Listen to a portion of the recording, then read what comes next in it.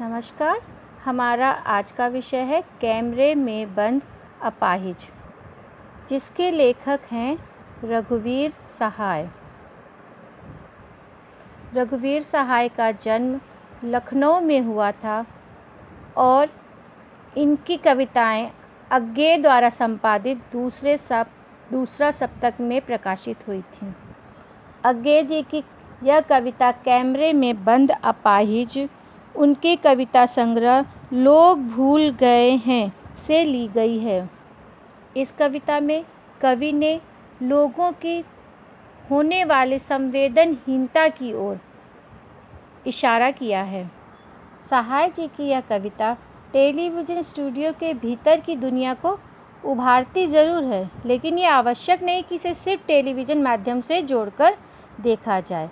अपनी व्यंजना में यह कविता हर ऐसे व्यक्ति की ओर इशारा करती है जो दुख, दर्द, यातना, वेदना को बेचना चाहता है। इस कविता के द्वारा कवि यह भी कहने की कोशिश कर रहे हैं कि हमें अपाहिज व्यक्तियों के प्रति संवेदनशील होने की आवश्यकता, न कि संवेदनहीन होने की। आइए अब कविता देखते हैं। हम दूरदर्शन पर बोलेंगे, हम समर्थ शक्तिवान, हम एक दुर्बल को लाएंगे एक बंद कमरे में। इस कविता का प्रारंभ रघुवीर सहाय की सपाट बयानी से युक्त कार्यक्रम संचालक की अहंकारी उद्घोषणा से होता है। हम समर्थ शक्तिवान। कार्यक्रम संचालक अपने को सर्वशक्तिमान मानता है और वह बोल रहा है हम दूरदर्शन पर बोलेंगे, मतलब अपना एक प्रोग्राम लाना चाह रहा है, दिखाना चाह रहा है। और किसको दिखाना चाह रहा है?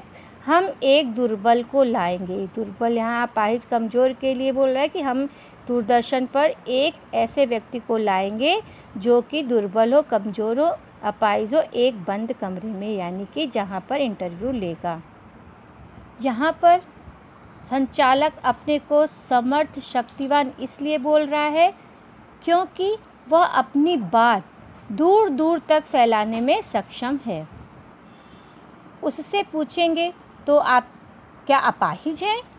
तो आप क्यों अपाहिज हैं? आपका अपाहिजपन तो दुख देता होगा। देता है? कैमरा दिखाओ इसे बड़ा बड़ा। हाँ तो बताइए आपका दुख क्या है? जल्दी बताइए।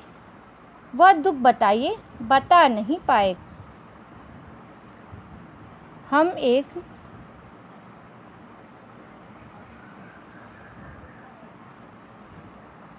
हम उससे पूछेंगे, हम यानी कार्यक्रम का जो संचालक होंगे उससे पूछेंगे कि आप क्या अपाहिज हैं?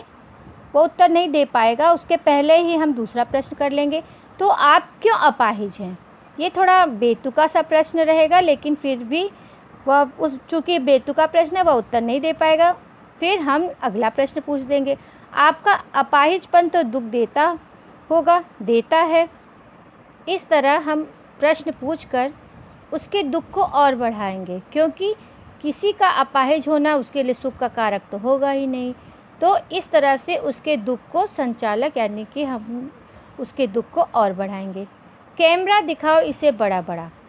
उसकी अपंगता की ओर इशारा करने के लिए, उसकी अपंगता को और अधिक दिखाने के लिए, ताकि दर्शक और ज़्यादा भावुक हो जाएं। इसलिए कैमरेमैन की ओर इशारा करके बोलेंगे संचालक महोदय कि इसको और बड़ा करके दिखाओ, यानी इसके अपाहिजपन को और बड़ा करके दिखाओ। हाँ तो बताइए आपका दुख क्या है? आपके दुख का कारण पूछा जाएगा। जल्दी बताइए। वह दुख बताइए, बता नहीं पाएगा। बार बार उससे पूछा जाएगा कि, लेकिन इतने सारे बेतुके प्रश्नों के कारण वह परेशान हो जाएगा और वह अपने इन प्रश्नों के उत्तर नहीं बता पाएगा। सोचिए, बताइए, आपको अपाहिज होकर कैसा लगता है? कैसा यानी कैसा लगता है? हम खुद इशारे से बताएंगे कि क्या ऐसा। सोचिए, बताइए, थोड़ी कोशिश करिए।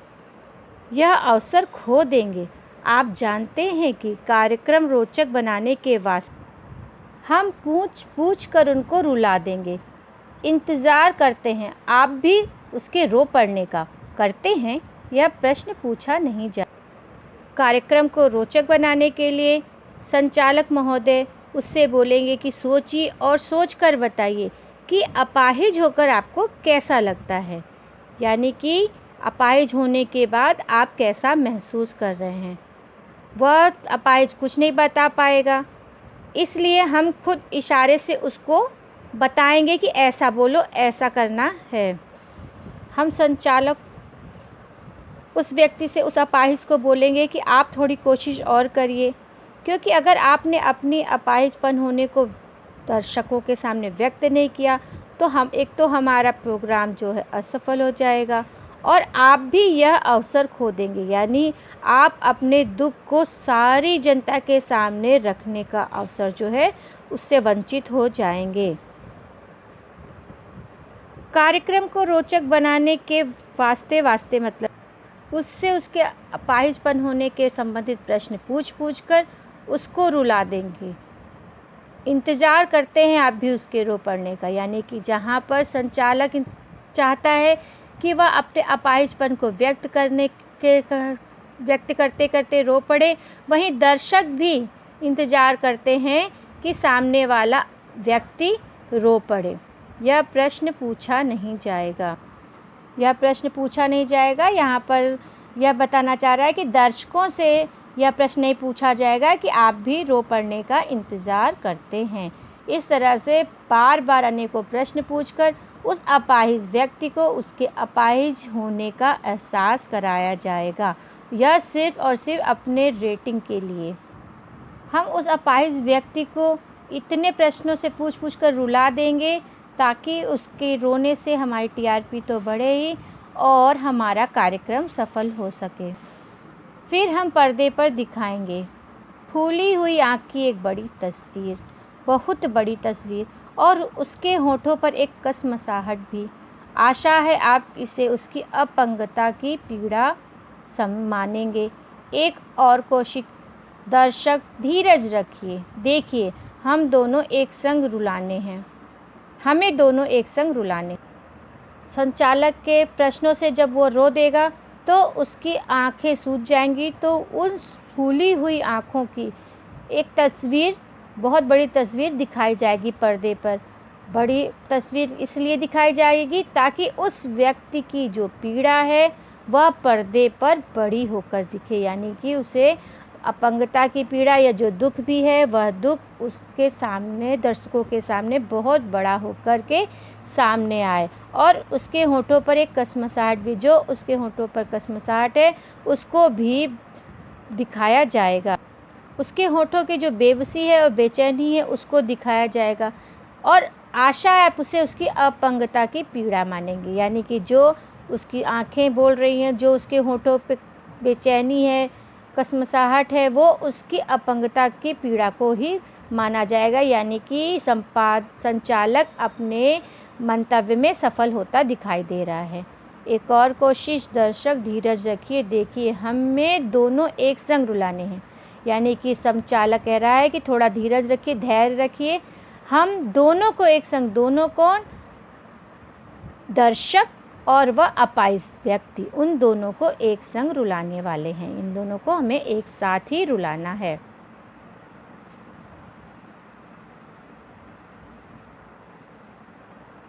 आप और वह दोनों, कैमरा बस करो, नहीं हुआ रहने दो, पर्दे पर अब वक्त की कीमत है, अब मुस्कुराएंगे हम। कार्यक्रम संचालक यह कोशिश करते हैं कि वह अपाहिजों के दर्द को इस तरह दिखाएं कि न केवल अपाहिज रो पड़े जबकि दर्शक भी रो पड़े, लेकिन ऐसा नहीं हो पाता। और जब इस कोशिश में सफल नहीं हो पाता तो वो क्या कहता है कि बस करो, नहीं हुआ रहने दो, कैमरे को बंद कर दो, यानी कैमरे को बंद करने का आदेश दे देता है। यदि अपाहिज का दर्द पूरी तरह नहीं प्रकट हो पाया तो कोई बात नहीं, पर्दे पर वक्त की कीमत है, यानी कि पर्दे पर समय की कीमत है।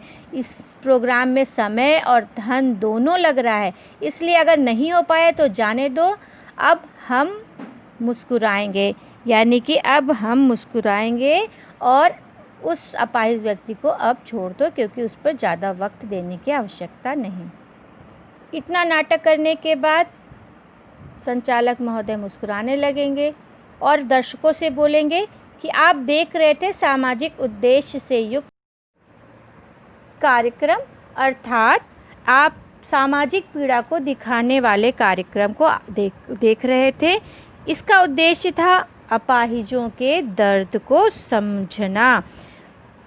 वह मन ही मन सोचेगा कि बस थोड़ी सी ही कसर रह गई। क्यों? क्योंकि वह दर्शकों और अपाहिज दोनों को एक साथ नहीं रुला पाया। यदि दोनों इकट्ठे रो देते तो कार्यक्रम सफल हो जाता। अंत में कार्यक्रम संचालक दर्शकों का धन्यवाद करता है। यह धन्यवाद मानो उसकी हृदयहीनता पर व्यंग है।